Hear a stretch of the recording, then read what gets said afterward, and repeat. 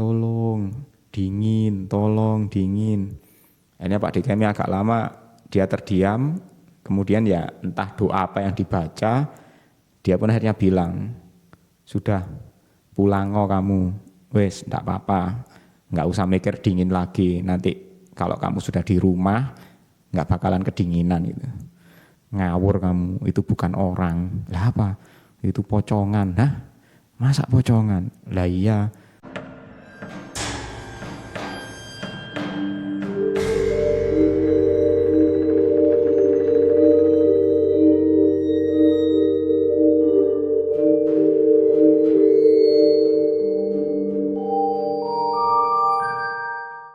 Assalamualaikum warahmatullahi wabarakatuh.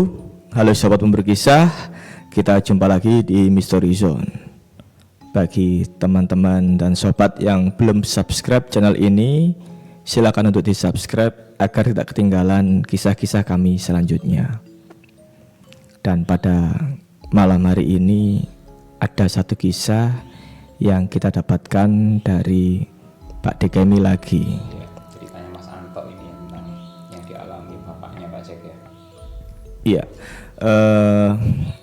Kang Surya, ini kan bulan-bulan Maulid kayak gini biasanya rame ya. Iya, termasuk ceritanya Pak DKM ini kebetulan ketika itu terjadi sekitar tahun 80-an Pak Jack. Dan di bulan-bulan yang sama kayak gini. Iya, karena di bulan-bulan kayak gini ini biasanya di kota kita ini pasti banyak hiburan malam. Ya, entah itu pasar malam atau apa gitu kan. Pasar atau apa gitu ya. Iya, tontonan ya, biasanya seperti itu. Nah, bagaimana kisah dari Pak DKM ini seperti yang dikisahkan oleh Mas Anto, putranya Pak DKM? Monggo Kang Surya dikisahkan untuk sahabat pemburu kisah. Jadi waktu itu kebetulan Pak DKM kan berkesempatan untuk berdagang di area pasar rakyat Pak Jack, pasar malam lah. Karena memang biasanya kalau menjelang bulan Maulid Nabi itu banyak daerah-daerah itu, terutama sekitaran Sidoarjo itu karena juga ada kayak area-area lahan yang agak besar itu, jadi berkumpulnya orang-orang yang berjualan, baik itu mulai dari gorengan, terus jualan es, jualan martabak, ada juga yang jualan mainan anak-anak. Jadi ya memang cukup ramai Pak Jack, itu sampai katanya itu ya sampai menjelang hari Maulidnya. Nah Pak DKM pada waktu itu memang dia sengaja meluangkan waktu untuk setiap sore sampai malam hari itu berjualan di pasar itu. Jadi pasar dadaan lah, pasar yang memang sebulan diadakan itu. Jadi Pak DKM waktu itu ya mulai beraktivitas biasanya itu setelah asar itu sampai jam 9 malam. Karena katanya Mas Anto tahun segitu itu jam 9 itu sudah sepi. Jadi orang-orang itu jam 9 itu sudah mulai pulang ke rumah masing-masing. Kadang-kadang jam 10 bapaknya sudah nyampe di rumah katanya Pak Jack. Nah, dari berbagai kejadian yang pernah dialami Pak DKM ya, bapaknya Mas Anto ini, memang ada salah satu kejadian yang dialami bertepatan dengan waktu dia itu berjualan di pasar malam itu Pak Jack. Nah, kejadian itu bermula ketika pada suatu malam ya, Pak DKM ini dagangannya kebetulan ya mungkin karena waktu itu pengunjungnya banyak ya, dia itu dagangannya habis. Ya dia itu bersiap-siap pulang.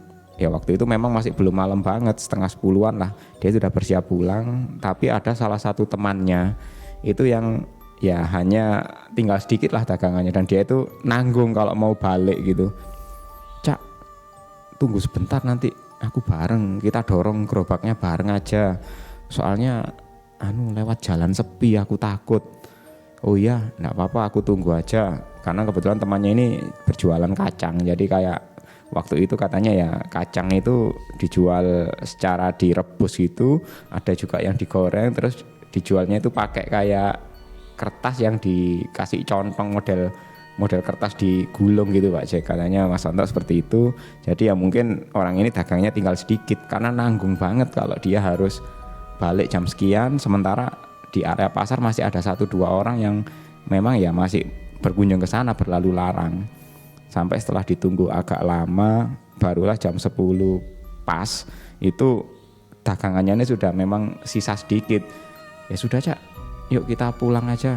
Ya udah, yuk aku juga pengen lekas pulang ini. Di sini nanti lama-lama juga nggak enak, hawanya dingin banget gitu. Karena mungkin sudah terlalu malam dan Pak DKMI memang waktu itu jarang banget kalau jualan pakai jaket atau apa. Orang-orang dulu itu katanya ya jualannya biasa pakai kemeja, pakai celana ya rapi-rapi gitu katanya. Mungkin tahun 80-an kayak gitu ya. Sampai akhirnya ketika mereka bersiap-siap, ada beberapa lapak, jadi kayak semacam warung tenda itu yang memang orang-orang sudah pada pulang katanya. Jadi lapak-lapak itu dibiarkan sepi, juga gelap, karena memang lampunya biasanya mereka itu membawa sumber pakai genset Pak Jack. Jadi entah pakai genset, entah pakai diesel ya. Sementara Pak DKMI dan teman-temannya yang mendorong gerobak rata-rata lampunya hanya pakai lampu minyak biasa. Nah ketika temannya ini sama Pak DKMI bersiap-siap pulang, temannya ini kok kayaknya melihat ke salah satu sudut lapak atau warung tenda yang di situ itu ya agak gelap. Di salah satu sudut, jadi paling ujung dari area lapangan tempat pasar malam itu ada salah satu warung tenda yang letaknya paling ujung, paling jauh, paling gelap. Di situ itu lah temannya Pak DKMI itu kayak terdiam gitu, mandangin sana aja. Waktu itu Pak DKMI nggak nyadari, ini temannya kok kayak melamun, merenung, apa mungkin kepikir nanti pulangnya itu lewat jalan sepi jadi agak ketakutan gitu. Tapi kok merenungnya ya diem aja. Pak DKMI ya mungkin merasa ya sudah mungkin ada yang sesuatu yang di pikiran dia. Nah temannya ini akhirnya kayak perlahan-lahan itu berjalan Pak Jack. Seperti orang terhipnotis gitu, meninggalkan gerobaknya, dia itu berjalan mendekati arah lapak atau warung yang memang gelap dan sudah sepi itu, bahkan pemiliknya sudah pulang duluan kayaknya. Lah ketika dia itu berjalan ke sana, hanya beberapa langkah terdiam lagi, sampai akhirnya dia agak berlari gitu balik lagi ke tempat gerobaknya berada, di mana di situ juga ada Pak DKMI. Lah Pak DKMI juga heran, lah saman ngapain jalan ke sana cuma 10 langkah berhenti lama balik lagi, emang ada apa? Ngelihat sesuatu ta? Cak itu loh, saman nggak kasihan ta sama orang itu yang di sana? Orang siapa? Itu loh, orang pakai kacamata itu loh, kasihan itu, dari tadi meringkuk katanya dingin. Pak DKMI juga heran loh, ini temannya ini jarak 20 meteran, terus kondisi gelap, pasar malam kan sudah mulai sepi ya, kondisi gelap kok bisa ngelihat ada orang ya. Pak DKMI juga merhatikan, awal-awal dia itu katanya nggak kelihatan apa-apa Pak Jack, tapi makin lama dia ngelihat di salah satu sudut lapak yang kosong itu, di dekatnya kayak semacam meja atau gerobak itu ada seorang yang meringkuk kayak kedinginan gitu. Oh mungkin kok makanya wong pakaiannya kayaknya ya sudah kotor semua, kayak basah, apa dia kehujanan pikirnya gitu.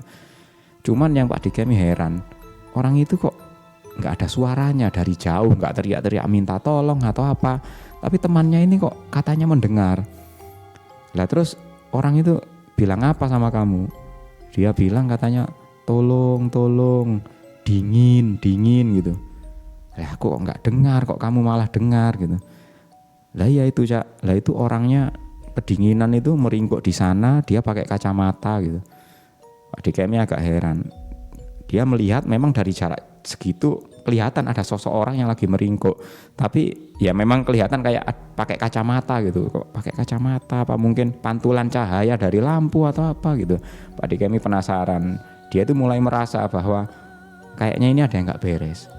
Entah itu orang itu dari mana datangnya, dia kenapa juga nggak tahu.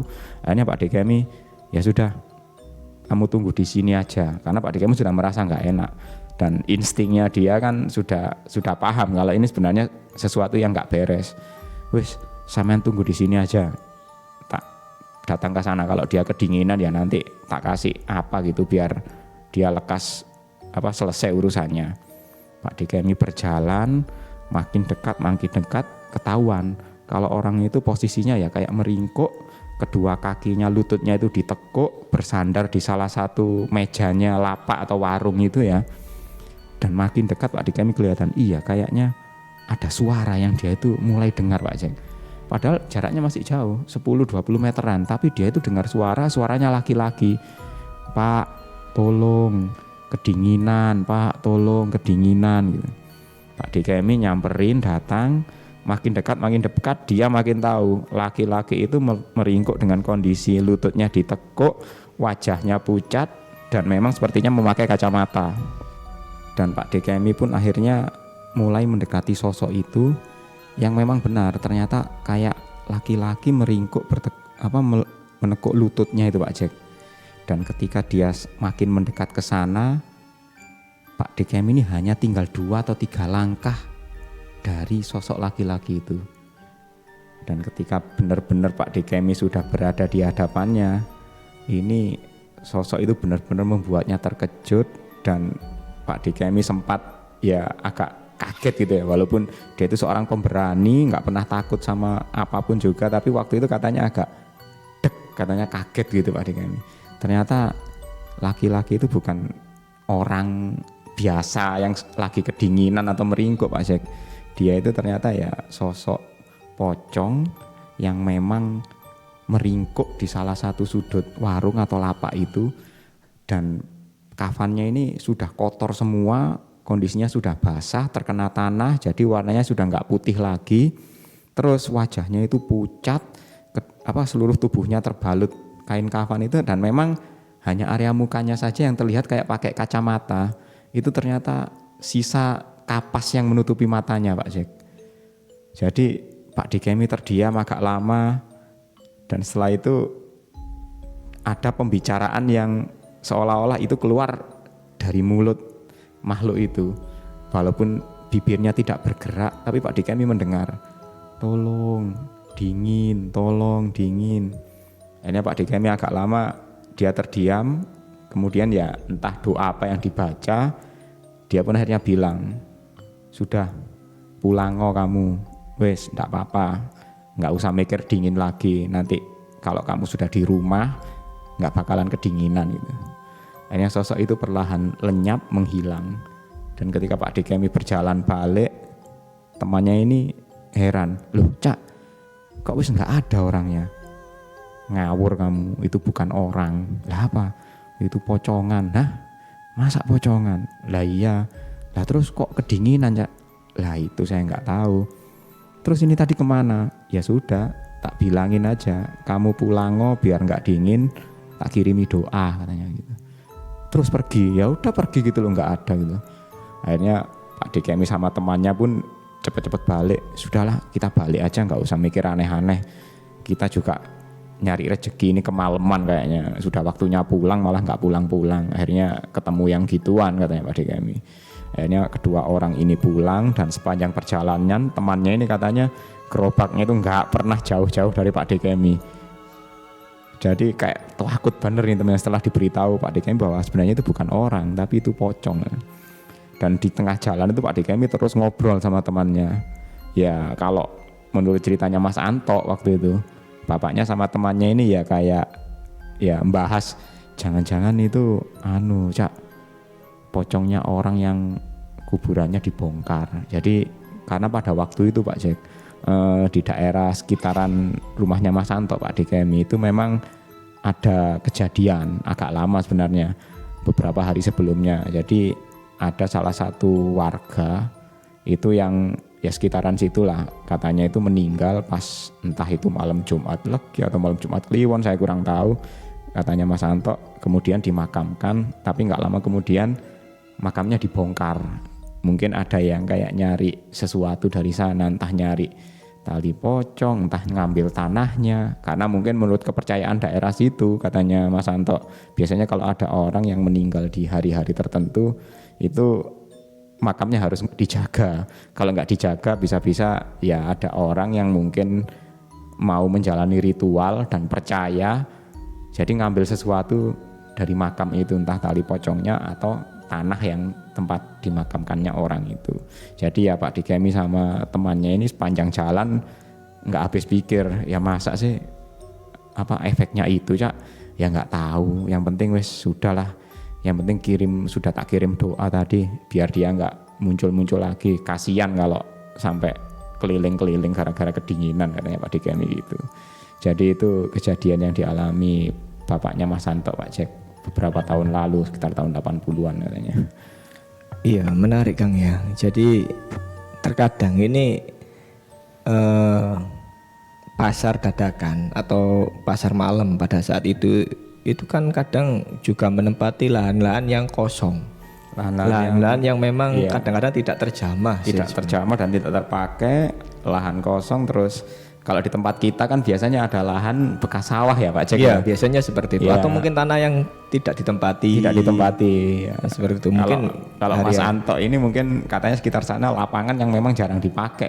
Iya, bisa jadi sih sesuatu itu memang sudah ada sebelumnya di lapangan itu di atau mungkin bagaimana. Kan lahan biasanya sih mereka itu tiba-tiba menempati lahan yang kosong, dianggap kosong, udah ditempati aja biasanya. Iya. Oke, terima kasih Mas Anto atas kiriman. Balen ya. Oke, terima kasih Mas Anto atas berbagi kisahnya.